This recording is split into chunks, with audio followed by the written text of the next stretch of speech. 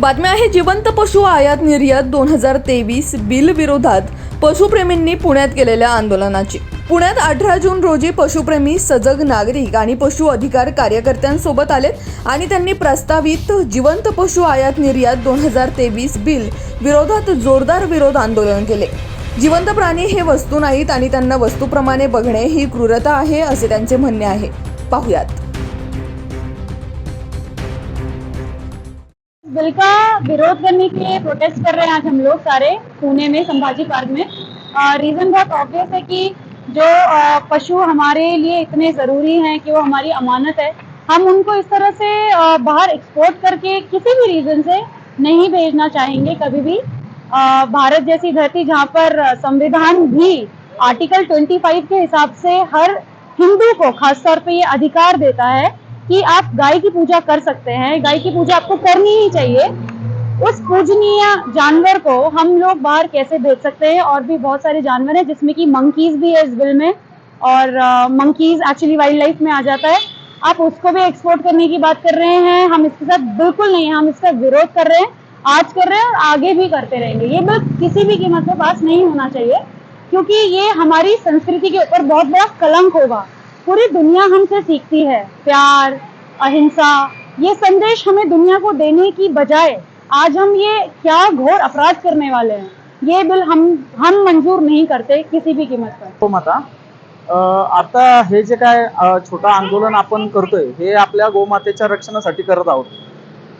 प्रत्येक प्रकारच्या ज्या प्राण्यांच्या कत्तल होत आहे, जे एक्सपोर्ट केले जात आहेत, इम्पोर्ट केले जात आहेत, या पद्धतीचे जे काय काम होतंय हे अतिशय निंदनीय आहे। आता भारताचे जे संविधान आहे, भारताचं जे संसद भवन आहे, त्यावरती जे आपण सेंगल उभं केलेलं आहे, जे सेंगल आहे आपला जो राजदंड आहे, त्या राजदंडावरती सुद्धा नंदी महाराजांचं एक छोटीशी एक प्रतिमा उभी केलेली आहे। जर भारताच्या राजदंडावरती प्रतिमा असेल आणि आपण तेच नंदी आणि तेच गोमातेचे नंदी महाराजांचे वंशज जर आपण निर्यात करत असू, ते चुकीचं आहे। तर भारताच्या जे काही केंद्रशासित केंद्रातील लोक आहेत, जी काय आपली मंत्रिमंडळ आहेत, त्यांनी हे कायदा रद्द करावा ही आमची सर्वांची विनंती आहे। जाचं कसं हे बिल पास करण्यासाठी प्रपोज केलेलं आहे। आतापर्यंत भारतामधून फक्त मेलेल्या प्राण्यांचं मांसच निर्यात होत होतं, पण आता जिवंत प्राणी सुद्धा निर्यात करणार आहेत आणि त्यामध्ये कुत्रे, मांजरे हे सगळे सुद्धा इन्क्लूड राहणार आहेत। हे आपलं हे जे गव्हर्नमेंट आहे हे प्रो ॲनिमल, प्रो गाय, गौमाता, गौरक्षक असं करून करून वोट्स मिळवले आपण, पण आता जर असं बिल आपण आणतो आहे तर त्याचा काय अर्थ? आणि खरं सांगायचं म्हणजे तर बाकी देशांनी, न्यूझीलंड सारख्या देशांनी यावरती बॅन घातलेला, परंतु भारत जो एक अहिंसक देश म्हणून ओळखला जातो तिथे असं बिल आणतायत। आणि दुसरी गोष्ट म्हणजे या बिलासाठी पब्लिक डोमेन मध्ये ठेवावं लागतं, त्याला फक्त 10 दिवस दिलेत। त्या 10 दिवसामध्ये कोणाकोणाला आपण अवेअर करणार आहेत? जनरली जेव्हा बिल येतं तेव्हा 1 महिना 2 महिने देतात पब्लिकला डिबेट करायला, परंतु या बिलामध्ये अशी काही प्रोव्हिजनच देत नाही। आज शेवटचा दिवस आहे, आम्ही सगळे मिळून सगळ्या लोकांना अवेअर करण्याचा प्रयत्न करतो आहे।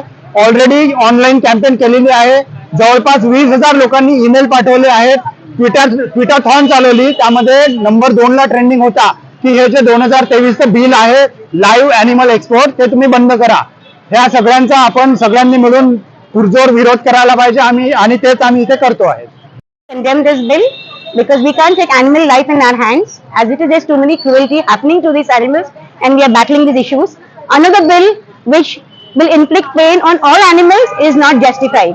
So we strongly, all of us together here, and we believe that let animal live just like us, they have life and let's respect it, and yes, let's all work together for the safety of animals. So we strongly condemn this live animal export bill. Kindly request the government, please take cognizance of this.